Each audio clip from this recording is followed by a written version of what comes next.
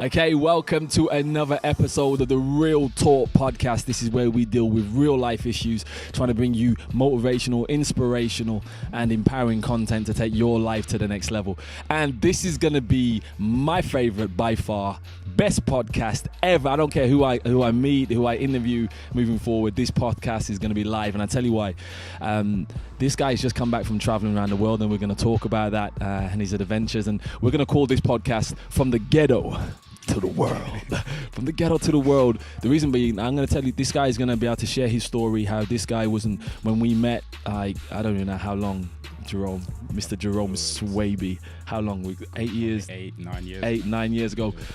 And we met, and this guy wasn't doing anything, and then he came into the, the mentorship really of GenHope and things like that. And this guy now, has gone from not doing anything to becoming a qualified accountant to smashing it now, traveling around the world. And I just really wanted to bring this video because, and this podcast, because there's so many people out there not making it happen, so many people not living their dreams, and your testimony of that. And you've already come in and you said, yeah, Denzel got a new vision, and you got the music production. Like, this guy's on fire, people. I wish I had that a girl I know, Melody Kane, she's got this button in the studio. I was over at One Extra, and she's got, that fire button. Yeah. Oh, I need that fire button.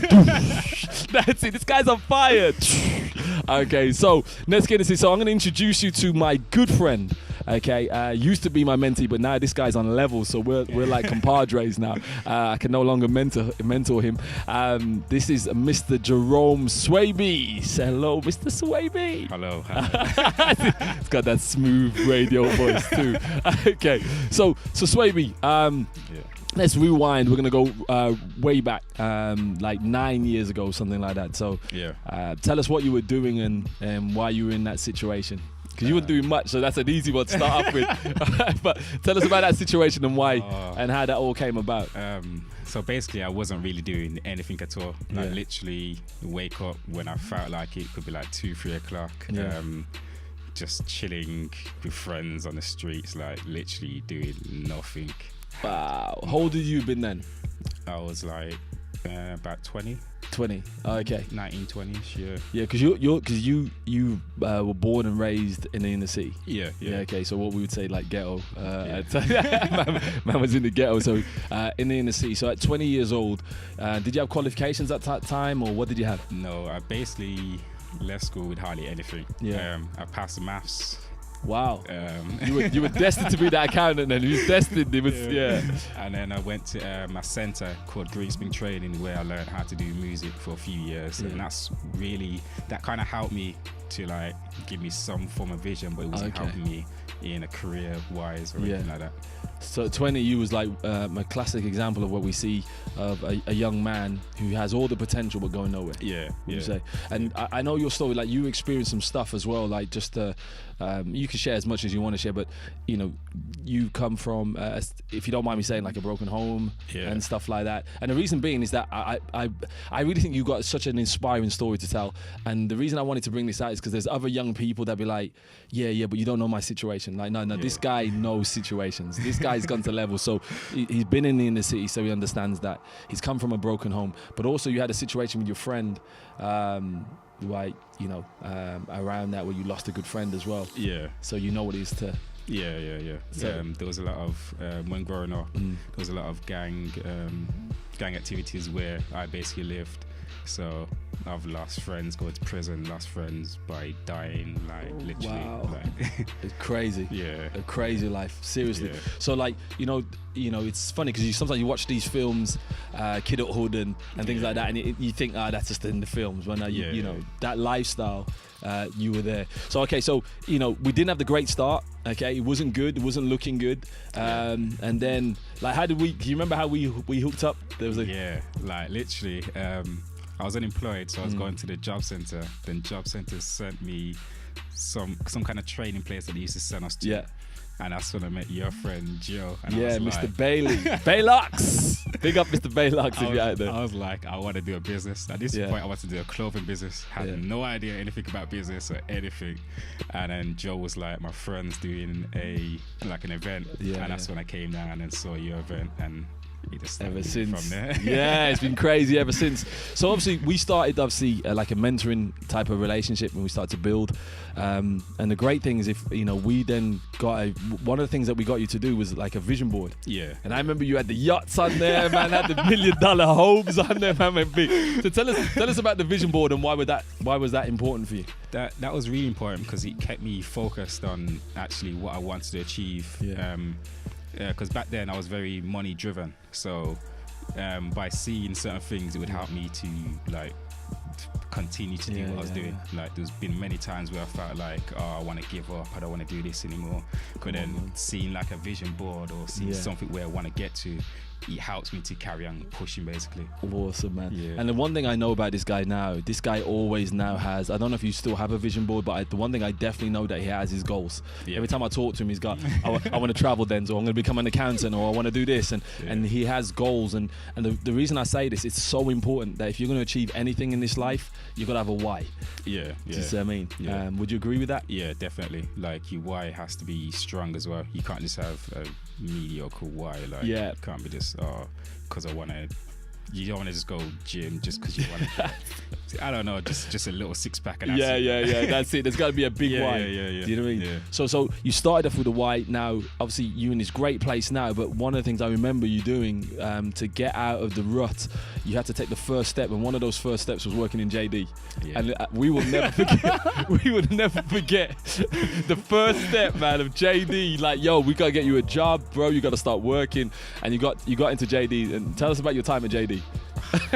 That was crazy times. I hated it. Literally, JD is what pushed. Like literally, I used to have to watch a motivational video every single morning just to get through it. That is like, crazy. Literally, like I used to hate it. That is deep. Yeah, that is deep. But it actually made me like it helped me to become where I am now. Like literally, because it helped me to push and. Because sometimes then, so what you're saying is that you can be motivated by what you want, but also motivated by what you don't want. So JD was like, I don't want to work in retail. Yeah, I don't want to be earning minimum wage in retail in a job that I hate. So that compelled you then to do what? What did you do? What was the next step that you took after that then? So the great thing is you are taking momentum. You took the first step. Yeah. What did you do after that? I looked into what I actually wanted to do.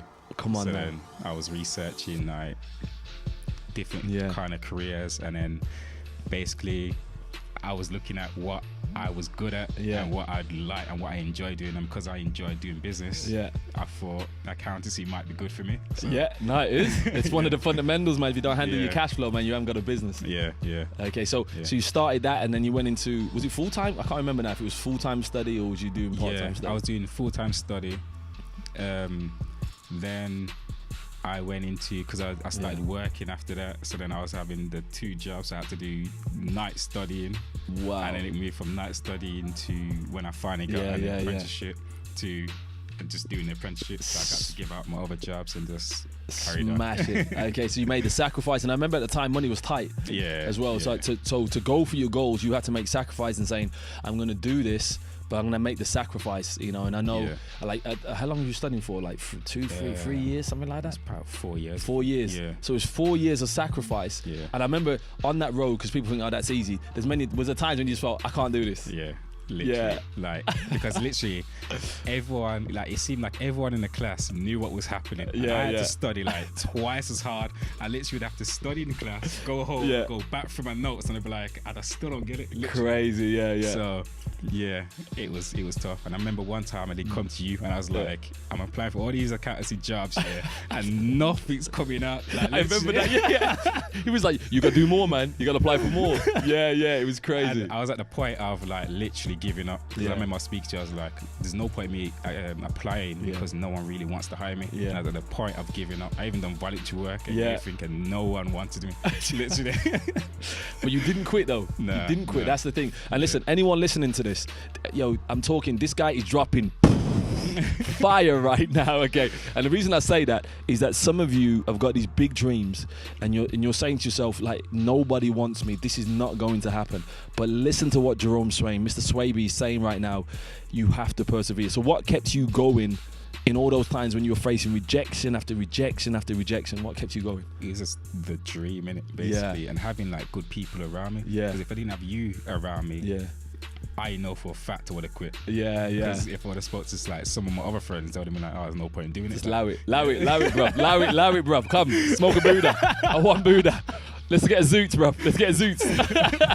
So like your surroundings and the people you hang around with is like a big part in it as well. Oh basically. my days. Are you getting this? People, like, I'm telling you, if you are listening to this today, you need to be downloading this and keeping this in your save file. This guy is dropping fire. Okay, you gotta get around right people. Yeah. You know, this guy is saying you gotta get a vision. Like, I don't think this guy even knows how good he is. This guy is dropping so much fire for the next generation. If this next generation get a why, if this next generation get out of those negative environments and get around, you only need one person. Like, this guy didn't have a multitude of people around him. He was like, yo, D, I had you, and we would talk all the time. And this guy, let me show you something. This guy would travel to my house, and he must have taken you on the bus. How long did it take? Like, we lived the other side of the Midlands, it felt like. About an hour and a half. An hour and a half to get to my house, and this guy would come for like an hour to an hour and a half mentorship. This guy went deep. Okay, so if you want it, don't have the excuse. There's no one out there. There are people out there that will mentor you for free, okay, and hold you accountable. All right, so he didn't quit. Okay. So what happened then? So you didn't quit. Okay, you kept going. Finally got an interview for an accountancy job.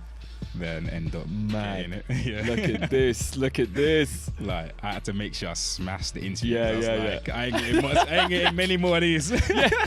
So this is, yo, understand? Let me press the button again. This guy dropping fire again, man. Like, this guy said you gotta be prepared, because when the opportunity comes, it may be the only opportunity that you have. And a lot of you are missing the opportunity because you're not ready. This guy says, I'm going in and I'm gonna smash it. He manifested what he was gonna do. Okay, so to tell us what happened on that. So I basically went in there and like, I remember like listening to a lot of motivational videos, and they said you need to believe in yourself. And come on, so man. I walked in there as if to say, I'm going to get this job. This is mine. This is me.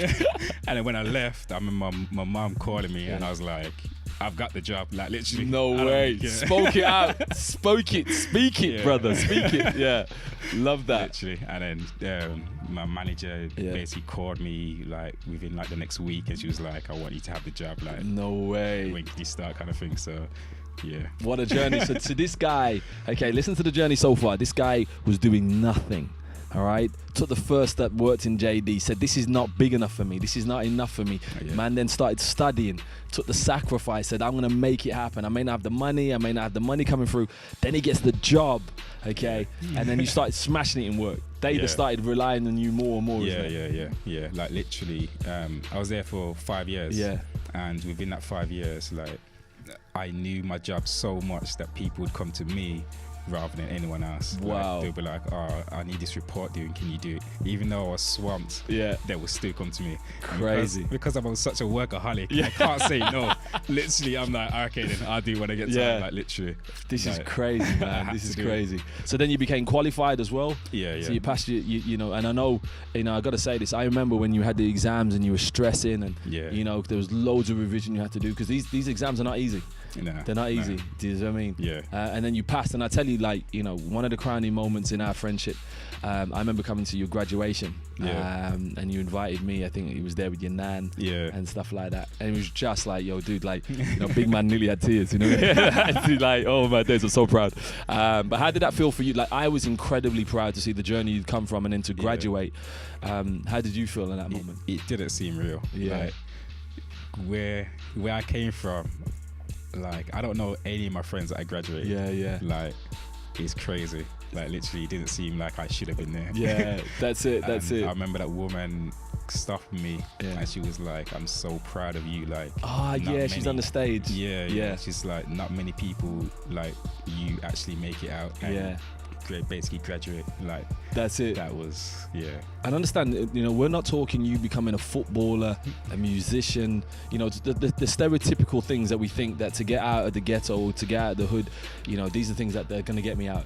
Okay, you went down what would be the most opposite to the inner city and became an accountant. You know what I mean? Like, you know, that's not what you hear of young black men doing. So you came out, you smashed it, graduated, got the job. But what I loved about you were like, but D, this is not enough. I got a new dream. I'm like, dude, like, come on now. Do you know what I mean? I said, what do you want to do now? And then what was the thing then that compelled you? There was this new dream of traveling and stuff. Yeah.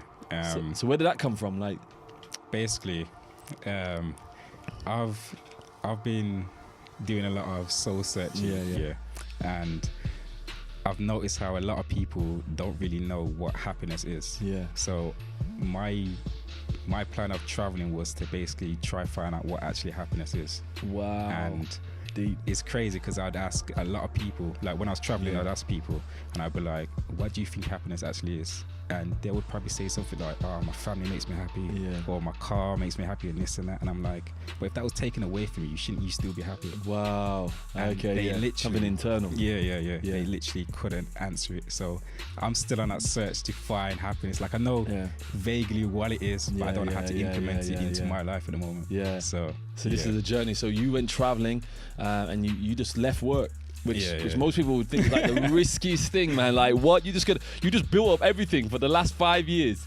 graduated, got this career, and you're like, yo, do you know what? I'm gonna do it. And I so admire you for that, because you know why? So many people have dreams, but they're so fearful of not doing it, they don't do it. But you went out there, and so tell us some of the places that you went on this epic journey around the world. Started in Singapore, then went to Hong Kong, China, Malaysia, Bali, and Vietnam. This is crazy. And this guy, let me show you something. This guy is not the I want to be in the front, hey, it's all about me. This guy is the quiet one. I'm like, dude, have you booked any hotels? No. And he would WhatsApp call me, and he'd say to me like, I don't know where I'm staying tonight. I'm like, dude, you're in the middle of nowhere. And like, Chad's like, dude, you're braver than me. So this guy came out of his comfort zone time and time again. And if you're going to be successful, if you're going to really live this life, you've got to come out your comfort zone, right? Yeah. Do you see what I mean? That was one of the reasons why I wanted to travel as well, because I wanted to grow within myself. Wanted to step out of my comfort zone and basically just do things I'm not comfortable doing. Smashed it. Now, if you look at your journey so far up to this point, and we're going to go into where you're really going now, do you feel like you've grown past your wildest dreams in terms of character? Not even like the external accomplishments of the career and the qualifications, but in terms of your character, do you feel like you've just grown? I've grown a lot. Wow. But there's still more growing to do. I don't think anyone wants to stop growing, literally. Wow. Drops it again. He just dropped the mic. He's dropped the mic. He's out of the building. He's like, you should never stop growing, ever. And the problem is I see so many people stop growing, man. So you're saying like, yo, this guy now is like achieved so much. Yeah. And you're like, yo, there's still more. Yeah. Like, once you get comfortable, that's like the most dangerous thing you could ever do. Like, you need to continue to grow no matter what. Like, even it's like little steps. Even if it's like, it could be anything. Start reading a book. I don't know, if you never really read, just do something to grow.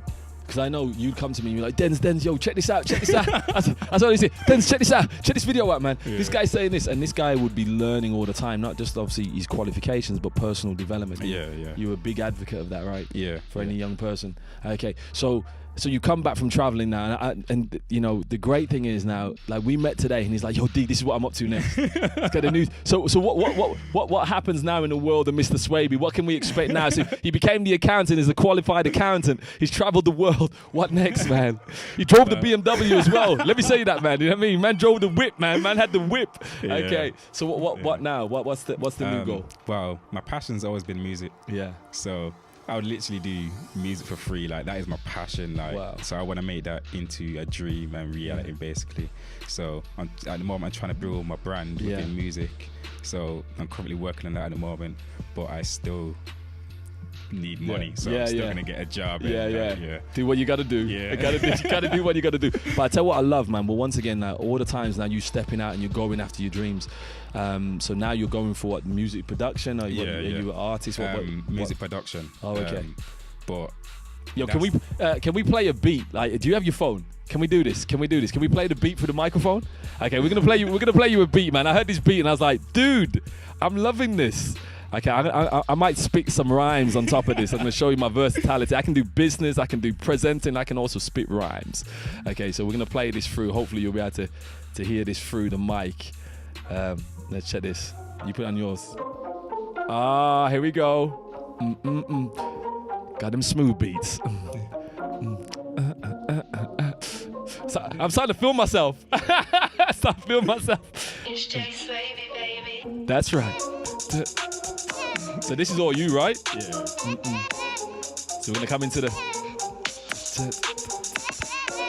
We're both nodding like. I started to feel like Pharrell up in here, like.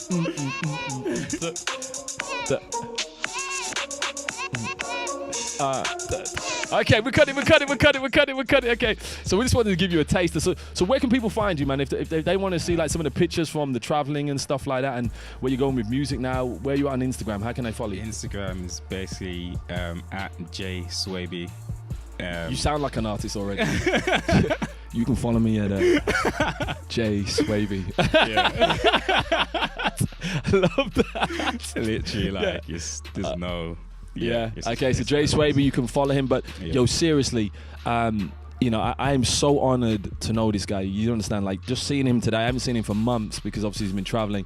And every time I see him, I'm just so inspired. And you know, if you're watching or listening to this podcast, please share this with some, you know, young guy that you may, or young woman that you may know in the city who thinks there is no way out. This guy now has become an accountant. This guy has been traveling around the world. This guy went surfing. Who does that? What black guy from the ghetto goes surfing? You know what I mean? Like, what was that about? Do you know what I mean? So we both done surfing. We're both like, yo, dude, you know, he had lessons though. I smashed it. I smashed surfing though, bro, with no lesson, man. You know what I mean? Just stood up. So we may have to go to Hawaii and have a surf off. You know what I mean? So like, both of us done that now. And what I love about this guy's now got bigger dreams. And I'm telling you now, if this guy applies himself in the same way he's applied himself the last 6-7 years, this dream is going to become a reality. So watch this space. So this guy dropped some dimes today. One of the things that you talked about, you said like, get a why. Okay, if you're gonna do anything big, you gotta get a big why. Most people don't have a big enough why, and it's not clear. Get around the right people, even if it's just one. Get yourself a mentor, or get around the right people. Okay. The other thing they said, take action. Like, the first action may not be the one that you really want. Working at JD wasn't what you wanted to do, but you did it. Yeah. And then take risks. Yeah. Do you know what I mean? The great thing is like, yo, leave your career. Okay. Come out the comfort zone. And that's where living really is, isn't it? Yeah. Playing safe is not where it's living. No. Okay. And then keep going. Don't stop learning.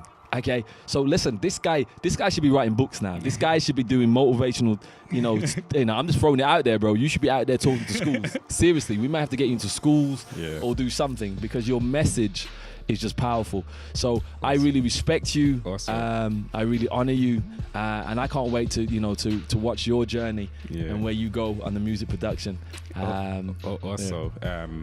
Should always face your fears. Like, I've actually. Like the whole traveling thing, I was actually so scared and to start off with. Yeah. But I did it anyway. And like you know me personally, like I'd never speak out or anything. Yeah. But when I was traveling, I'd have to speak to people. I was on my own. Like literally, I'd have to go out my way, speak to people. Like I've always tried to like overcome my fears, and that's something everyone should really do. Come on, man. So face it. So you dropped. The ultimate firebomb is just dropped. You gotta face your fears and overcome them. And now you're super confident in that area now. You see what I'm saying? Which is crazy. Yeah. Love that. So listen, this has been Real Talk, where we bring you motivational, inspirational, and empowering content to take your life to the next level. Make sure you subscribe on obviously iTunes, but also on SoundCloud, and you also got the video on YouTube as well on Gen TV. So go and check that out. Watch out for the next one. We've got some more incredible content coming your way: fitness, finance, and motivational information. So God bless you, and we will see you soon. And actually, I need to leave you with this. This is our strapline, and this is what Jerome really demonstrated. God's gift to us is life. What we do with that life is our gift back to God. So go out there and be the best that you can be. God bless you. See you soon. Bye-bye.